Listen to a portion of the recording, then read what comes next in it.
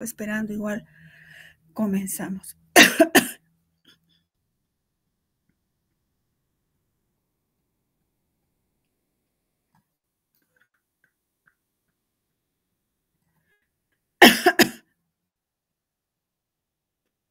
Ya, entonces permítanme un cachito.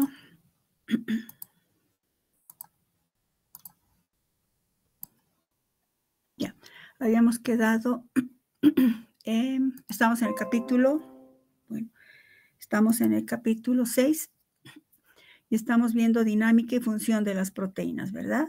Bueno, habíamos visto que, rápida recapitulación como siempre, que en este capítulo de dinámica y función de las proteínas, estamos viendo específicamente la función, cómo cumplen su función las proteínas. Una vez que hemos estudiado su estructura, podemos entender cómo cumplen su función. Pues para entender la función que cumplen las proteínas, hemos dividido en dos grandes grupos. Uno, las proteínas estructurales, que son las proteínas fibrosas, y hemos visto al colágeno. Y el otro grupo más grande, que incluye mayor cantidad de proteínas, son las proteínas globulares. Estas proteínas globulares se caracterizan porque actúan o cumplen su función fijando ligandos. ¿Qué quiero decir con ligandos? Fijan a otras proteínas, fijan a antígenos, fijan, incluso puede ser anticuerpos, fijan otras moléculas. Y que por eso de un modo general le llamamos ligandos. Entonces, hemos visto, ¿verdad? Que como aún no hemos visto todavía, aquí hemos quedado. Proteínas con función de fijación de ligandos, entonces. ¿Se ve bien la pantalla, chicos? Hola. Chicos, ¿se ve bien la pantalla? Bueno, asumo que sí se ve bien la pantalla. Eso, gracias por responder. Entonces, fijación cooperativa y no cooperativa, eso vamos a ver enseguida. Las proteínas globulares cumplen muchas funciones, sobre todo están relacionadas con procesos de fijación. ¿Cómo cumplen sus funciones estas proteínas globulares? El evento inicial es de la acción de las proteínas globulares es la fijación a una sustancia denominada ligando. Perdón, creo que he saltado aquí. No. Entonces, una proteína fija a otra molécula, que le vamos a llamar de un modo general ligando. Por ejemplo, que este sea el ligando. La interacción de la proteína y su ligando ocurre en un sitio específico de la proteína llamada sitio de fijación. Asumamos que esta es una proteína globular. Bueno, pues yo les he dibujado más o menos así a propósito. Esta es la proteína y en la estructura proteica va a existir un sitio específico que puede ser un dominio, ¿verdad? Cuando hemos visto estructura de las proteínas, hemos visto que aparecen los dominios y bueno, sobre todo en los dominios donde están los sitios de fijación. Bueno, pues este ligando, fíjense la forma, lastimosamente aquí no se mueve cuando está en documentos de Google. Esto vendrá, fíjense, mi cursor vendrá y se ubicará acá. Entonces la proteína se une a un ligando.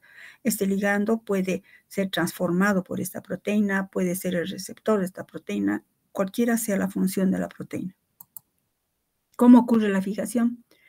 En los procesos de fijación de una proteína a su ligando puede ocurrir los siguientes casos. Que la proteína tenga un solo sitio de fijación o puede darse el caso de que la proteína tenga varios sitios de fijación. Algo que sobresale es que cuando la proteína es oligomérica, recuerdan, cuando una proteína es oligomérica, cuando tiene una estructura cuaternaria, es decir, que está formado por por la unión de dos o más cadenas polipeptídicas. Entonces, esa estructura oligomérica posibilita la existencia de múltiples sitios de fijación. Repito, entonces, en los procesos de fijación puede ser que la proteína tenga un solo sitio o tenga varios sitios. Donde hay mayor probabilidad de que tenga varios sitios de fijación, pues es en las proteínas con estructura cuaternaria, es decir, oligomérico, proteínas oligoméricas. ¿Cómo representamos ese proceso? Vamos a aplicar la ley de acción de masas para entender cómo una proteína se une a su ligando. Ustedes dirán, nos ha dicho usted, doctora, que las proteínas no se pueden ver, ni con microscopio electrónico, no podemos ver las proteínas, aun cuando sean macromoléculas de alto peso molecular, pues no se las puede ver. lo que existe, a lo que se acude, o los investigadores científicos sobre todo, acuden a tecnologías como la resonancia magnética nuclear, difracción de rayos X, cristalografía de rayos X, que son, digamos, especialidades, ultra especialidades. Entonces, de alguna manera, con resonancia magnética nuclear, puede verse como una proteína se va a unir a otra molécula. Y para entender eso, pues se aplica nos basamos en el equilibrio químico, en la ley de acción de masas, LAM, en la que consideramos como si fuera un equilibrio. Una proteína con N ligandos, donde puede ser más de un ligando, formará el complejo, ¿no? Proteína unida a su ligando, donde N puede ser 1, 2, 3 o más sitios de fijación de la proteína. Y si a esto le aplicamos la constante de equilibrio, vamos a tener que, recuerdan, la constante de equilibrio es la concentración de los productos sobre concentración de los reactivos. Ya tendríamos K, que sería la constante de fijación. Entonces, K es la constante de fijación o constante de asociación en equilibrio, que está dada por concentración de la proteína ligada sobre concentración de la proteína libre y concentración del ligando. La reacción inversa de esto, si ponemos así, ¿verdad? Aquí, bueno, se entiende que es inversa, ¿no? Esta reacción, fíjense mi cursor en este sentido, la reacción reversible sería que la proteína ligada a su ligando se va a disociar en proteína libre y N ligandos que son susceptibles de unirse a la proteína. Si aplicamos también la constante de equilibrio, que la vamos a llamar K1, entonces tendríamos concentración de los productos sobre concentración de los reactivos. Entonces, K1 va a ser la constante de disociación. K1 constante de disociación, K constante de fijación o asociación. ¿Por qué vamos a hacer esto? En bioquímica de las proteínas es importante conocer qué cosa. Estamos hablando de proteínas globulares cuya función es fijar ligandos. Pues tenemos que conocer el número de sitios de fijación que existe por molécula de proteína, es decir, su valor N. Tendrá 1, tendrá 2 sitios. Es importante conocer la fuerza de fijación de la proteína con su ligando, es decir, los valores de K, o la fuerza de disociación, K1. Es necesario conocer también, por eso dice, es importante conocer si existe interacción entre los dos sitios o más de fijación.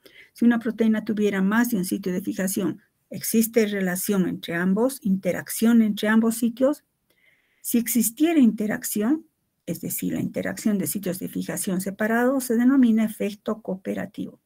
Vamos a hablar mucho más de esto ahora, más adelante, y en enzimología también. Pero entonces, ¿qué es importante conocer cuando estamos hablando de proteínas globulares que fijan ligandos? ¿Esa proteína tiene un sitio o más sitios de fijación? ¿Con qué fuerza se fijan esos ligandos a la proteína? Y si existiera interacción, si existieran 2 o más sitios de fijación, ¿existe interacción entre esos sitios de fijación? O sea, ¿existe efecto cooperativo?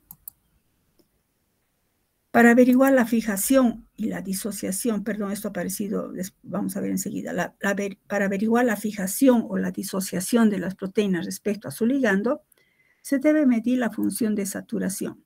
A ver, ¿cómo vamos a averiguar la fijación y disociación? Vamos a hablar de la función de saturación a diferentes concentraciones de ligando.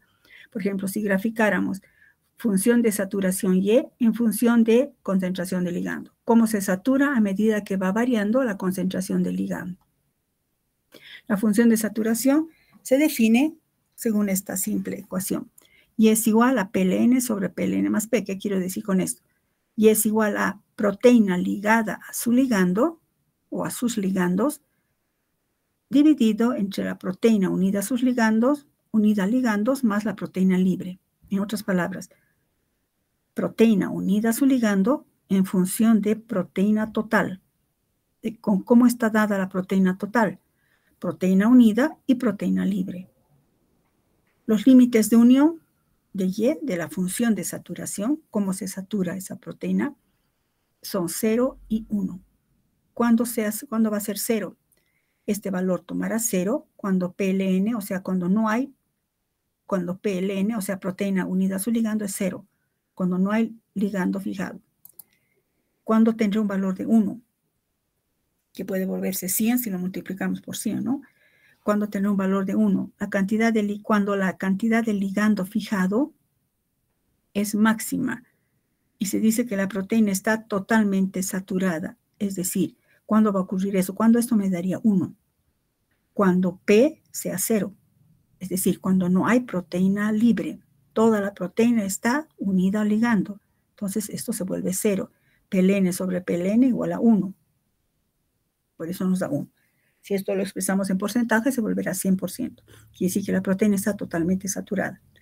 Esos serían los extremos, 0 y 1. Pero existe un término medio, que siempre en biología, en bioquímica, aparece el término del 50%, término medio, considerando que son seres vivos, que hablamos de seres vivos, que puede haber factores idiosincráticos, etc.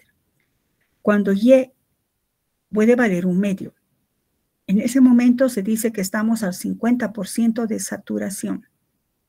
¿Y cuándo valdría un medio?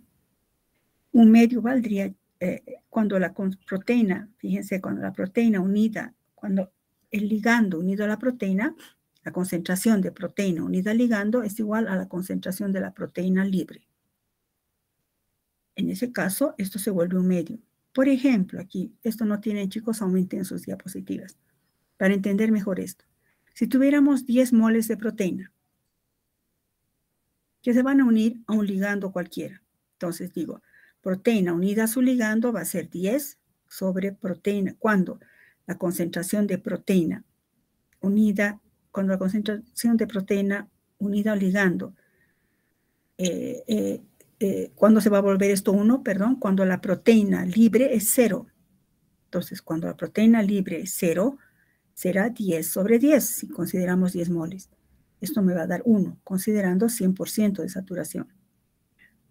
En lo mismo decimos, si tenemos 10 moles de proteínas, pero de esas 10, 8 están combinadas. Entonces, el denominador proteína total será las 8, más me quedan 2 libres. Sumados serían 10. 8 entre 10 es 0,8, multiplicado por 100, 80% de saturación.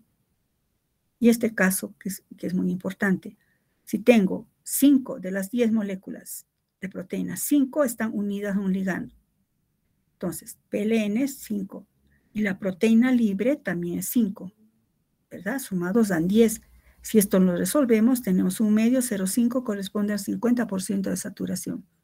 Entonces, ¿cuándo llegamos al 50% de saturación? Cuando la concentración de la proteína unida al ligando es igual a la concentración de la proteína libre. ¿Está claro eso, chicos? Esto es importante para comprender más adelante también.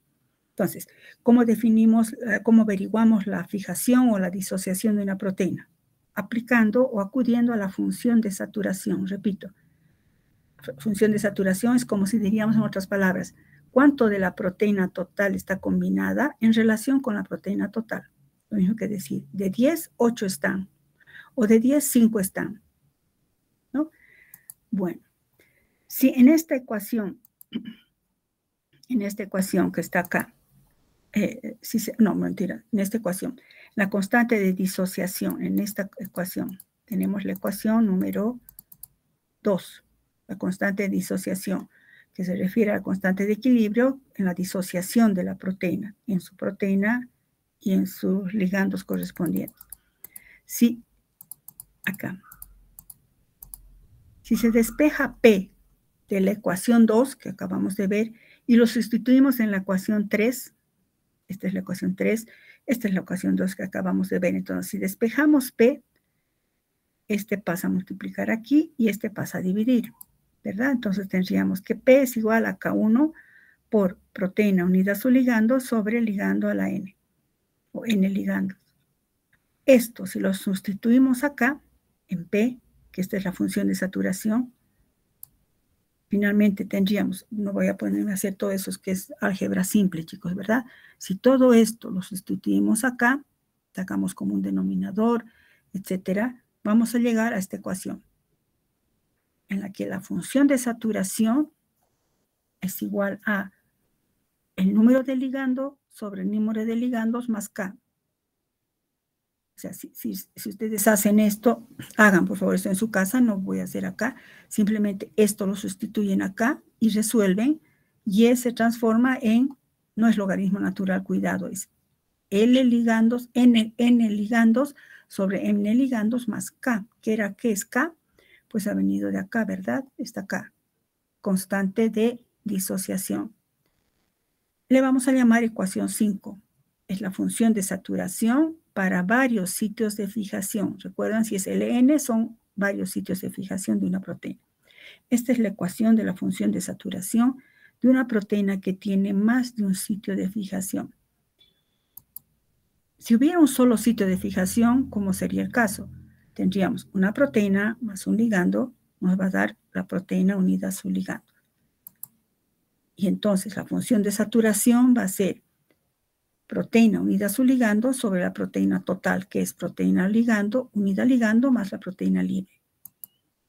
La ecuación 5, la que acabamos de ver, entonces se va a convertir en, haciendo toda esa álgebra correspondiente, se transformará en L sobre L más K. La anterior, recuerdan, es Ln, porque es más de un ligando, hay más de un sitio de fijación. Y si hubiera un solo sitio de fijación, sería L sobre L más K. Le llamamos ecuación 5A. Función de saturación para un solo sitio. Esto todavía no, por favor, era para el otro grupo, para aclarar. A ustedes también les voy a aclarar, pero todavía no. Función de saturación para un solo sitio de fijación. Entonces, tenemos función de saturación para varios sitios de fijación. Función de saturación para varios sitios de fijación y función de saturación para un solo sitio de fijación. Ustedes saben que toda ecuación corresponde a un gráfico. Pero antes de eso, ¿por qué le ponemos? Porque aquí fíjense, dice más K. En ambos casos dice más K, que sería la constante de disociación. No podemos dejar una fórmula con K. Esta K, constante de disociación, tiene que tener un significado. En consecuencia, K hemos dicho que representa la fuerza de fijación o disociación. La afinidad por un ligando, o sea, la afinidad que tenga una proteína por un ligando, por tanto, se caracteriza por un parámetro denominado P50. ¿A qué se refiere P50? Se refiere a la concentración del ligando a la cual se encuentra, en la cual se encuentran ocupados el 50% de los sitios de fijación de una proteína. Entonces, las ecuaciones que hemos visto, 5 y 5A, serán, respectivamente, y es igual a Ln sobre Ln más P50, y esto es para más de un sitio de fijación, 2 o más sitios. Y para un solo sitio de fijación será P50. Hemos sustituido K por P50. ¿Por qué? ¿Qué quiere decir P50? Es un parámetro que se refiere a la concentración del ligando que permite alcanzar el 50% de saturación. Es decir, P50 es un parámetro que nos indica que es una concentración de ligando que permite ocupar el 50% de los sitios de fijación, es decir, llegar al 50% de saturación.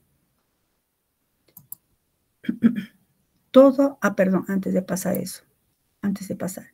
¿Y qué quiere decir este P50? ¿De dónde sale esta definición? ¿Qué es P50?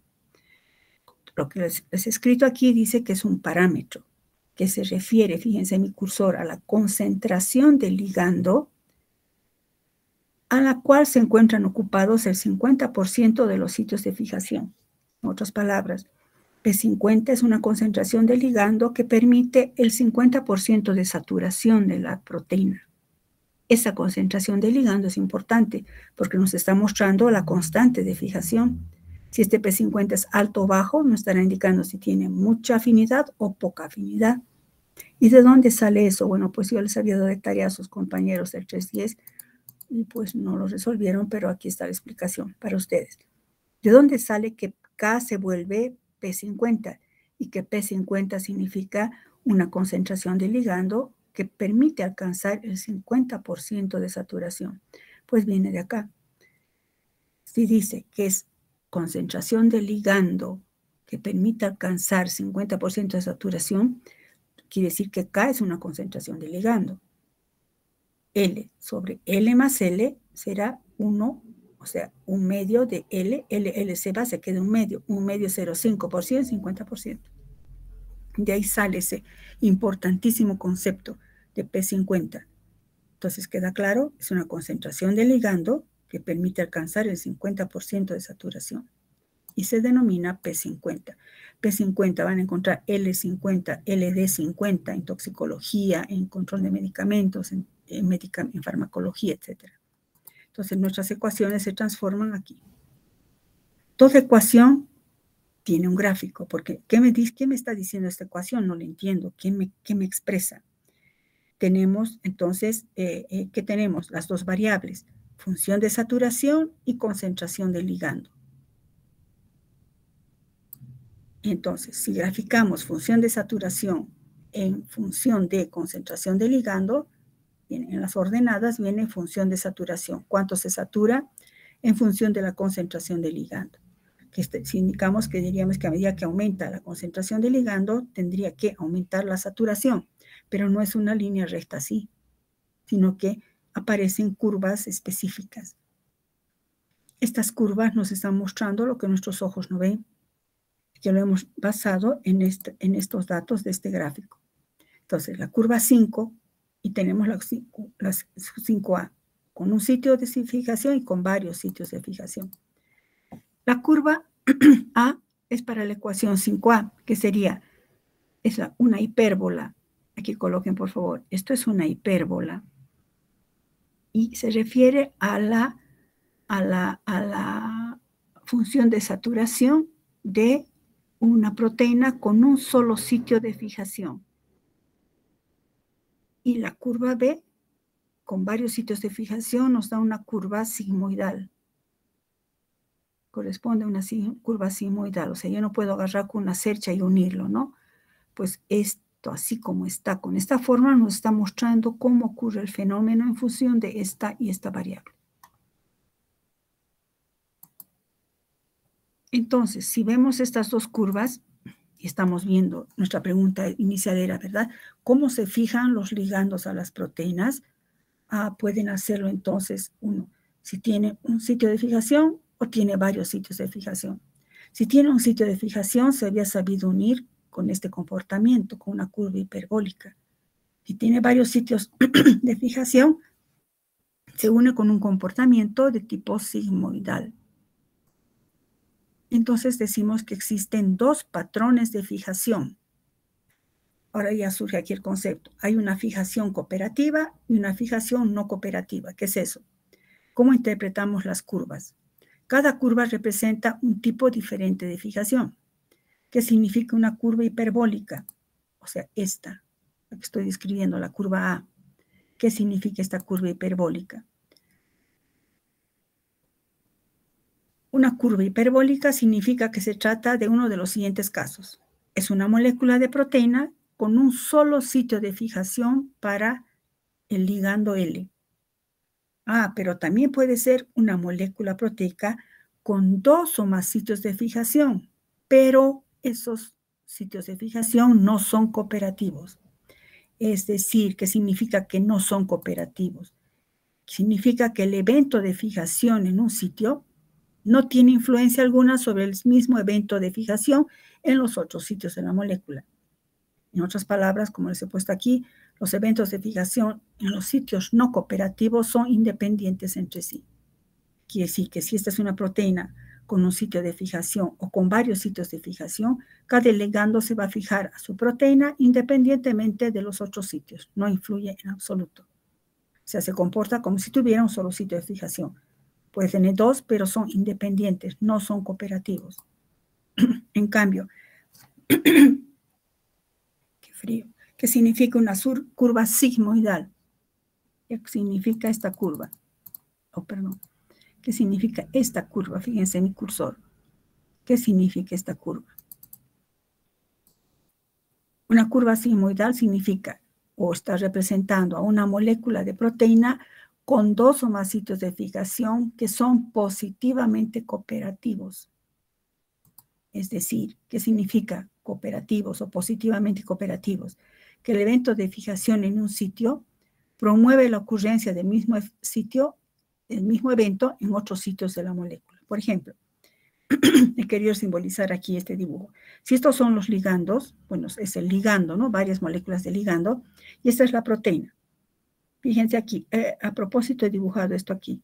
Si este ligando vendría aquí, ¿no? Como si fuera su llave cerradura, bueno, para representar eso. Este ligando se fija aquí, bueno, vendrá aquí, se fijó, pero fíjense aquí, esta parte. Cuando se fija esta ligando, cambia la estructura de la proteína y se vuelve más apto para que entre el siguiente. Y fíjense esto como está aquí mi cursor, como está acá, como está acá. Ingresa el segundo y hace que se cambia la conformación de la proteína y hace que el tercero entre más rápido.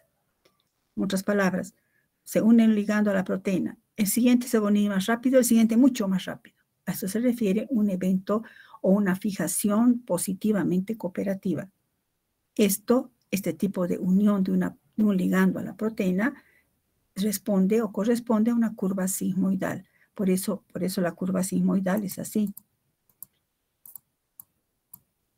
Empieza primero despacito, despacito, y luego el otro le ayuda. Fíjense, es casi vertical esto. Se desplaza y luego una vez que se está saturando, se queda casi plana la curva. En cambio aquí se está fijando, se fija independientemente uno del otro. Entonces, este es un evento, este es un modelo de fijación cooperativa. Cuando una proteína tiene 2 o más sitios de fijación para los ligandos. Porque el hecho de entrar el primero favorece que luego entre el siguiente, y luego que entre el siguiente, depende cuántos tenga, ¿no? Eso se debe a cambios conformacionales en la estructura de la proteína. Esos cambios conformacionales en la estructura de la proteína se denominan efectos alostéricos, que vamos a ver el siguiente capítulo en enzimología, porque una enzima es una proteína. Entonces, quiero que esto quede claro primero. Cuando una proteína tiene más de un sitio de fijación, el evento de fijación en un sitio facilita o coopera, diríamos, a que entre el siguiente y entre el siguiente. ¿Y por qué ocurre eso? Pues la molécula de proteína va a sufrir cambios conformacionales. ¿Recuerdan qué es la conformación? Cambios de conformación son cambios, rotación de la molécula alrededor de su enlace sigma. Son disposiciones espaciales. Las conformaciones, ¿recuerdan? Hemos dicho varias veces ya esto. Las conformaciones son disposiciones espaciales debido a la rotación alrededor de los enlaces sigma en la estructura de la proteína. Entonces cambios conformacionales que hace que un ligado entra, el siguiente entra más rápido, el siguiente mucho más rápido. Estos cambios de conformación en la estructura de la proteína se llaman efectos alostéricos. Entonces, los efectos alostéricos ocurren en proteínas que tienen más de un sitio de fijación. Entonces, aquí vale la pena detenernos y definir qué son los efectos alostéricos. He puesto entre comillas, de ustedes creo que no estén cursivas, por respeto, porque es una copia fiel de la fuente bibliográfica. Permítame leer. La comunicación entre sitios interactuantes, la comunicación este sitio interactuante con este sitio, con este sitio. La interacción entre sitios interactuantes se logra mediante cambios en la conformación de las proteínas. Cualquier evento de fijación en un primer sitio, recuerden el dibujito, da por resultados cambios en la conformación proteica de otros sitios, lo cual facilita la ocurrencia del mismo fenómeno en ellos. Ojo, fíjense, me he saltado aquí, que dice esos cambios de conformación, lo cual facilita y en algunos casos impide, ahorita va a hacer un ruido, ¿cómo que impide? ¿Acaso no ha dicho que facilita? Pero no puedo dejar de mencionar, esto en algunos casos puede impedir, y por eso es que los efectos alostéricos participan en procesos de regulación, pueden facilitar o pueden inhibir. Bueno, pero en este caso estamos viendo que facilita la ocurrencia del mismo fenómeno. En otros casos muy especiales puede impedir. Esa es la definición de un efecto alostérico. Sobre todo se da, repito, en enzimas esto. Toda enzima tiene un ligando también, ¿no? Bueno, eso es en cuanto entonces de un modo general, cómo se fija un ligando a una proteína. Este análisis, por favor, vamos a quedar acá, pero este análisis, perdón, estito que hemos hecho desde acá, por favor, bueno, desde acá, repasen para la siguiente clase. Porque esto que hemos visto de un modo general, vamos a ver ahora ya con un ejemplo particular, que es el caso de la mioglobina y la hemoglobina. Mañana es feriado, chicos, no hay clases. Entonces nos vemos la siguiente semana. Pero por favor van a venir repasando estas ecuaciones. Quiero que como tarea también me hagan esto de cómo, aquí voy a venir acá, tarea, háganlo. Si despejo P, proteína, si lo sustituyo en la saturación, función de saturación, me va a dar directamente esto. De cómo sustituyendo 2, esto, en 3, de cómo me va a dar esta ecuación, 5. O sea, despejando P, que sería 4, en 3 sustituyendo, de cómo me da esta ecuación. Si me dan me van a mostrar en pantalla cómo han hecho la deducción de esto. No es nada complicado, quiero que lo hagan, chicos. Y todo esto vayan repasando para la siguiente clase para que se entienda mucho mejor cómo funciona la mioglobina, cómo funciona la hemoglobina, que ya estamos en función y dinámica de las proteínas, ¿verdad? Bueno, ¿hay alguna pregunta, chicos? Creo que tienen clase.